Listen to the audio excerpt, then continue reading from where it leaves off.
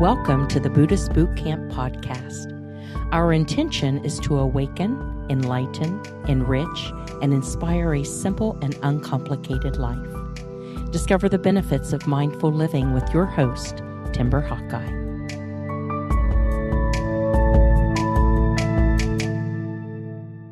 New concepts can be very difficult for us to accept after believing the exact opposite for so many years. If you grew up constantly being called ugly, for example, and then somebody comes along and calls you beautiful, you are more likely to think they are lying, crazy, or both than you are to believe them and accept it as true. That's why when a friend said something to me recently that was so far removed from the narrative with which I grew up, it took a long time for me to digest and accept as an alternate reality to the one I previously believed.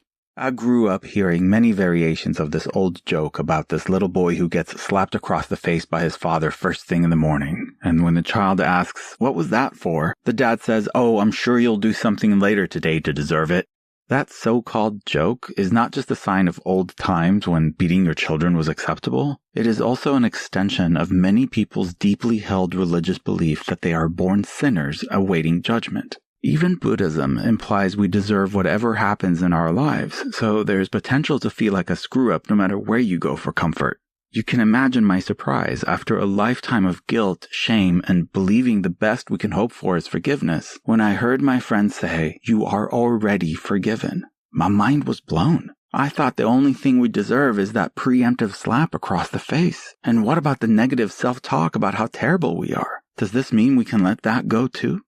It is much easier for me to forgive others than it is to forgive myself. So believing I am already forgiven is a life-changing paradigm shift. It required that I switch my thinking from who in their right mind would forgive me to who in their right mind wouldn't. I've been punishing myself over the years for so many missteps. It is strange to wrap my head around the notion that I am not only forgiven for the past, but I am already forgiven for what I haven't even done yet. We are talking about the opposite of a slap across the face. We are talking about unconditional love, which is a foreign language to many of us who have gone our entire lives never experiencing that level of acceptance from anyone, including ourselves. For centuries, philosophers, poets, and songwriters have been trying to define love, and I really think the Dalai Lama nailed it when he said, "Love is the absence of judgment." It's that simple. Love is the absence of judgment. If you think about what is standing between you and being able to love the person in front of you, it's judgment. And once you remove that judgment, all that's left is love, even if the person in front of you is you.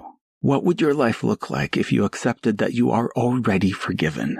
During our in-person and online Buddhist Boot Camp discussions about these podcast episodes, we even discovered a flaw in the notion of already being forgiven. It still suggests we are inherently bad people who can do good things. So I'm working on truly flipping the script into one of two possibilities. The first is that we are actually all inherently good but can sometimes do bad. Or, as Rumi suggested, beyond wrongdoing and right doing there is a field. I will meet you there. This concept of unconditional love feels strange but liberating. I wonder if I would even be able to recognize and accept love if someone offered it to me. Would you?